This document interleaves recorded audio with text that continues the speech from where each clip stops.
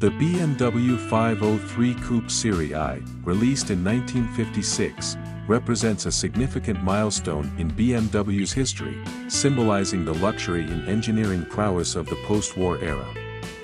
Designed under the direction of Albrecht Graf Goertz, who also worked on the BMW 507, only 413 units of the 503 were produced from 1956 to 1959, making it rare and highly prized among collectors.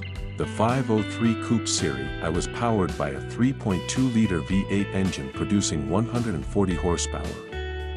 This engine, BMW's first aluminum V8, enabled the car to reach a top speed of around 190 km per hour and accelerate from 0 to 100 km per hour in approximately 13 seconds.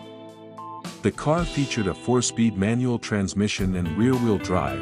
Its handcrafted aluminum bodywork gave the model a lightweight and elegant appearance. Attention to detail was paramount. Chrome trim, leather upholstery, and wooden inserts created an atmosphere of luxury. The BMW 503 boasted smooth lines and graceful design, making it appealing to affluent clientele. Technical features of the BMW 503 included independent front suspension with double wishbones and rear suspension with longitudinal arms. Brakes were hydraulic, with drum brakes on all wheels, which was standard for the time. Upon its release, the BMW 503 was one of the most expensive cars produced in Germany, limiting its accessibility.